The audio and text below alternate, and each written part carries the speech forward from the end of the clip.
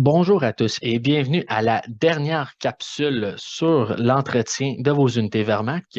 Pour la dernière capsule, nous allons parler de l'entreposage intérieur et extérieur de votre unité.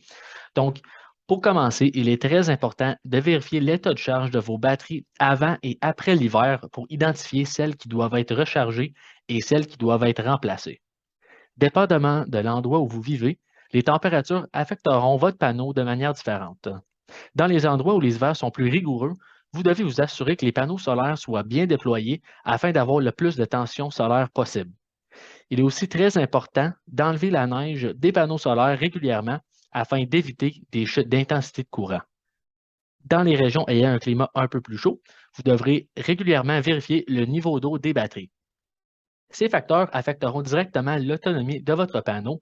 Il est donc important d'appliquer ces conseils lorsque vous déployez votre équipement et que les températures sont très chaudes ou très froides. Donc, nous allons commencer avec l'entreposage intérieur. Si possible, gardez votre unité sur un chargeur en hiver pour éviter que les batteries se vident. Rechargez aussi les batteries à 12,6 volts et entreposez-les dans une usine ou un garage ou simplement un endroit où il y a un petit peu plus de chaleur. Aussi, prendre en note que votre batterie se déchargera à un rythme de 0,5 à 1 par jour. C'est pourquoi il est recommandé de la recharger complètement après 2 ou 3 mois. Si les batteries ne se feront pas entreposer, veuillez suivre les prochaines étapes pour votre régulateur solaire. Si vous aviez un régulateur solaire de première génération, simplement déconnectez le connecteur rouge afin d'éviter que les batteries se vident. Donc, on peut voir ici une petite photo. On va juste débrancher le connecteur rouge. Et si votre unité a un régulateur de nouvelle génération, vous allez faire les mêmes étapes, simplement déconnecter le connecteur rouge, mais celui-ci est identifié par le BAT plus et BAT moins qui vont mener au connecteur J15. Donc, simplement débrancher celui-ci et tout sera correct. Si vous ne suivez pas les étapes ci-dessous, votre unité utilisera tout de même de l'énergie car votre écran tactile sera en mode veille.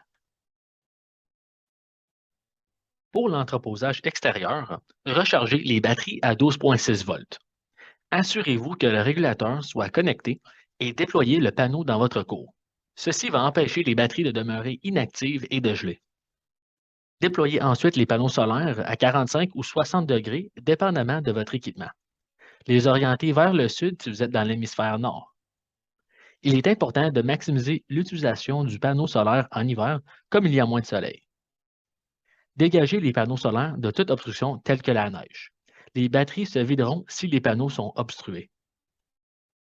Notez que la batterie se déchargera à un rythme de 0,5 à 1 par jour.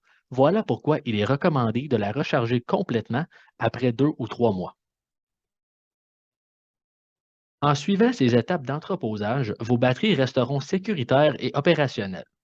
Il est également important de recharger vos batteries lorsque vous sortez vos unités de l'entreposage, car elles ne seront pas à 12,6 volts après avoir été entreposées pendant plusieurs mois.